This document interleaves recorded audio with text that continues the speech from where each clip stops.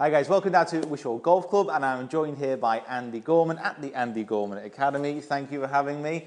We've already done kind of a putter session using the SAM Lab and what I need to work on within my stroke. And now we're going to have a little bit more of a look at a putter fitting and different options around which putter I can actually select and what you should be looking for when you're selecting your putter as well. We're going to use the info that we've already got on the SAM Lab from my stroke and also the putters that we've got here down at Andy's Academy. So, the putter I was using in the fitting was the Answer style classic. Answer style, yes, kind of thing. Classic blade, they call it today. I mean, I'd be a little inclined to suggest that would be a bit more of a blade. That's a proper blade. That's a proper blade. And it's amazing how much interest that attracted last week at the PGA down at Wentworth. Yeah. Wow. Well, people love it when they see someone like that. It's interesting, not many pros wanted to use it though. Yeah, after a few strokes, yeah. So the sweet spot on a classic blade like this is very small. So, that's basically the reason why folk generally don't use them anymore.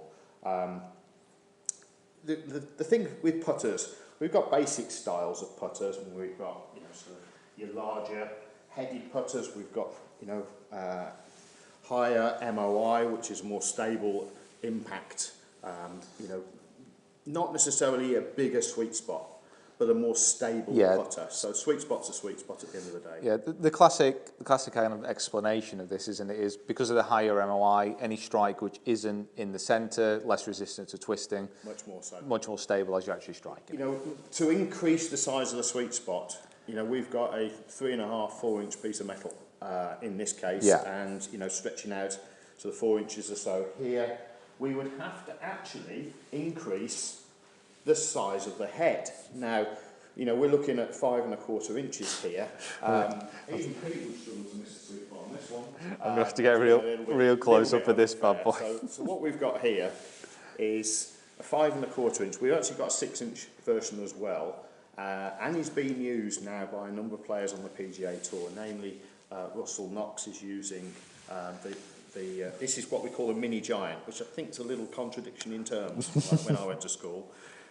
Well, didn't Russell Knox steal yours?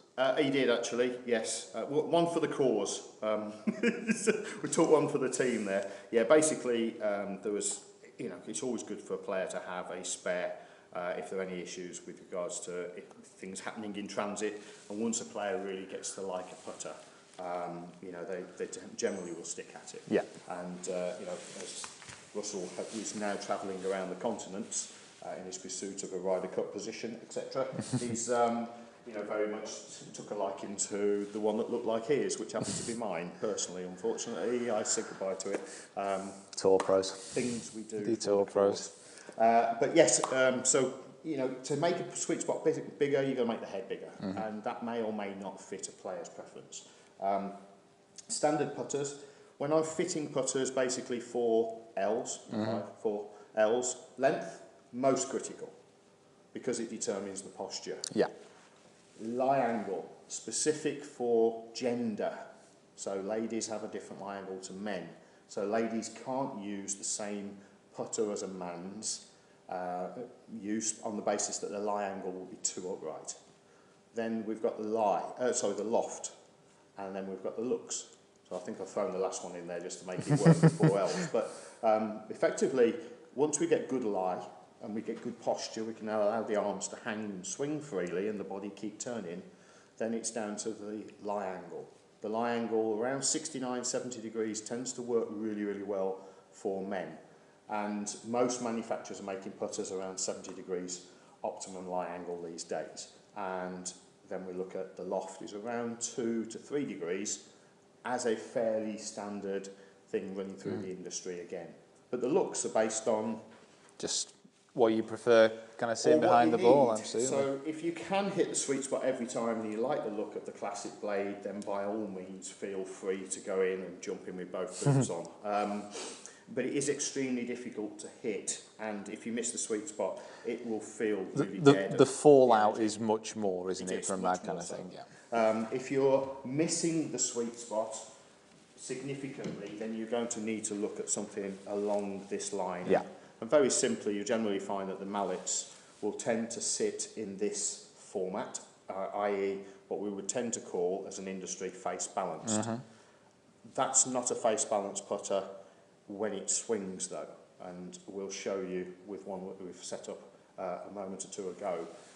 Can't show you on this one because there's a weight in the grip, so we can't suspend the putter using the T-peg as we can with these putters at the moment. So there's a little test I want to show you. It's not widely known, but those of us who are fitting Seymour putters in particular do know.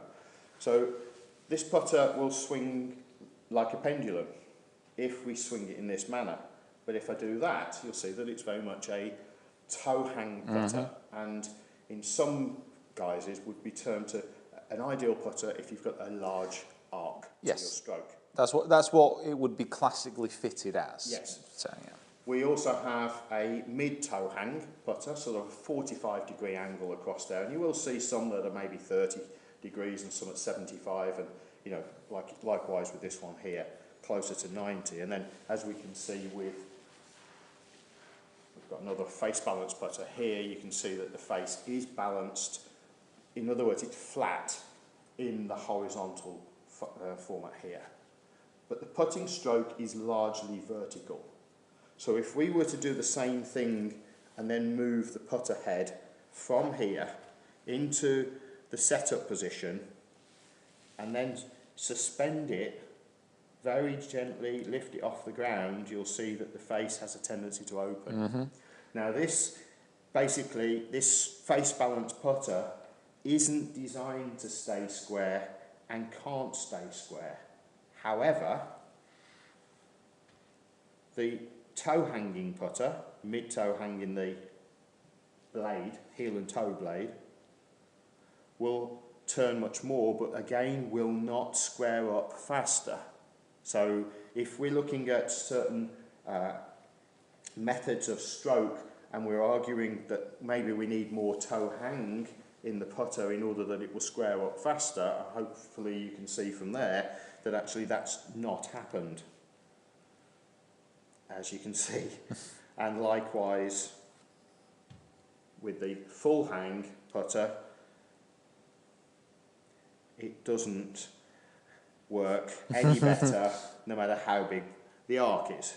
So the idea of that really was a pretty good marketing idea, that we could fit putters based on certain weight distributions or weight balances, and you know, we now see companies with the toe hanging upwards. Yes, there's just been some out, yeah. Which have just come out, and subsequently, you know, that's a more stable putter. We can also dispel the whole myth with the Seymour FGP in terms of it is a full toe hang putter and pretty well balanced. As you can see, it rolls nicely across my hand, and when I do the same suspension test, you'll see that it stays balanced, and on the way back and on the way forward the face stays square to the path of the club. So ask me, why would the 2015 Open champion use a Seymour putter? And maybe that's one of the reasons. Maybe he just likes the look of it. Maybe he likes the feel of it. But I would be inclined to say there's something to do with the balance and the alignment tendencies that we've got, capabilities that we've got with the rifle scope technology. I mean, and this is with putter fitting, guys. This is why kind of coming to someone like Andy is so important, because in these kind of few minutes, you've heard probably more about putters and actual putter technology than you've probably actually ever thought about. Because what you will mostly do, what most people will do, they'll go into a shop, see a putter they like, have a few goes with it, and then go from there. You know, as far as fitting goes, putters are probably the most underfit clubs that you can probably have.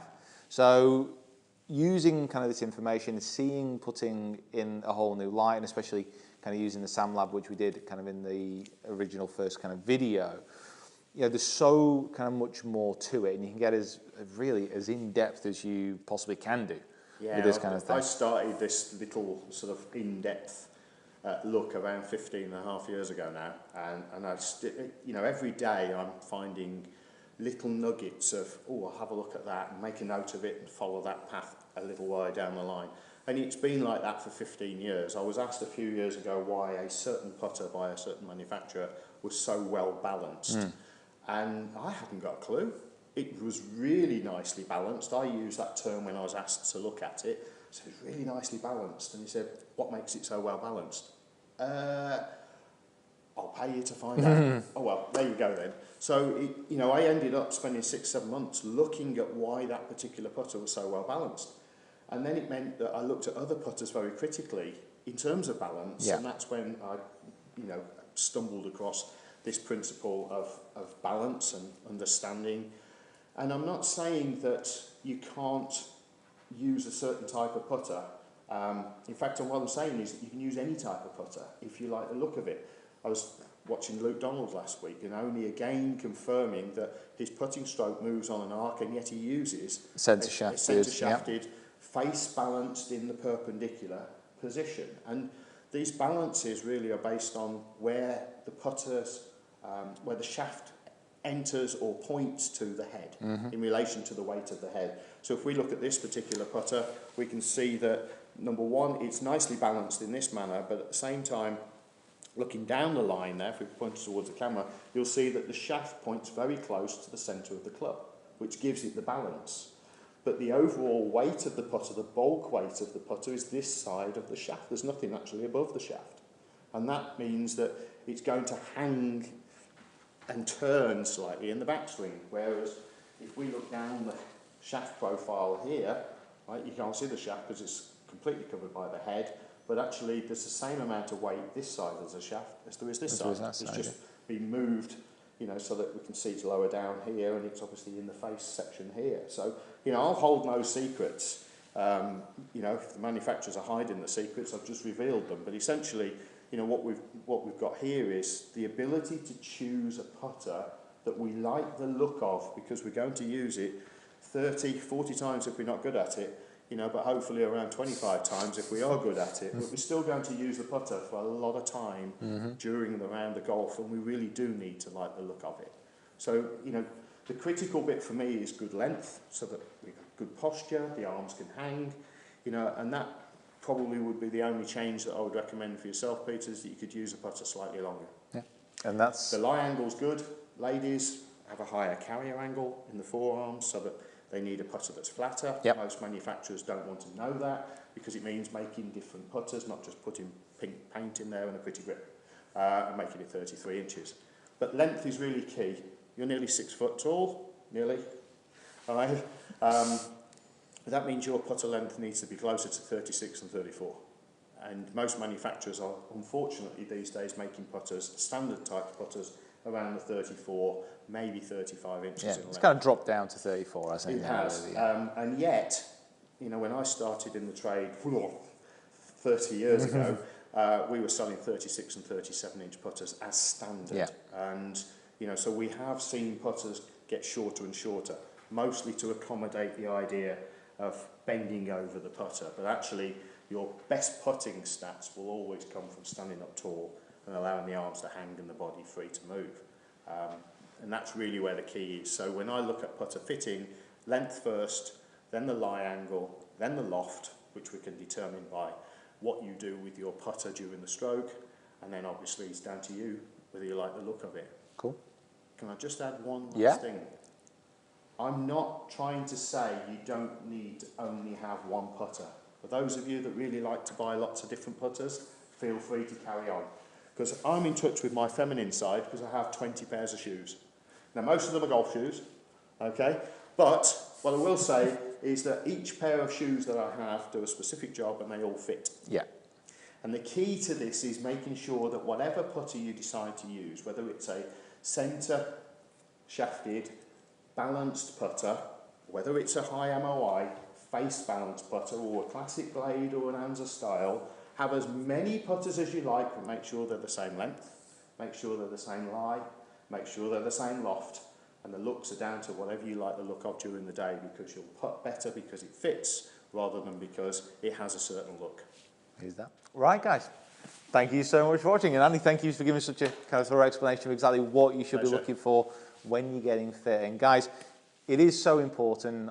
It's been said time and time again how important putt it is, but like I said, actually getting fit for a putt and actually looking into it in this much detail, this might not be something that you have done before. So Andy, thanks very much, guys. Please check out Andy in the links in the description below. Links to his website and all his social media are there. Please subscribe to the channel, comment below, let us know what you think, and we will see you down here next time.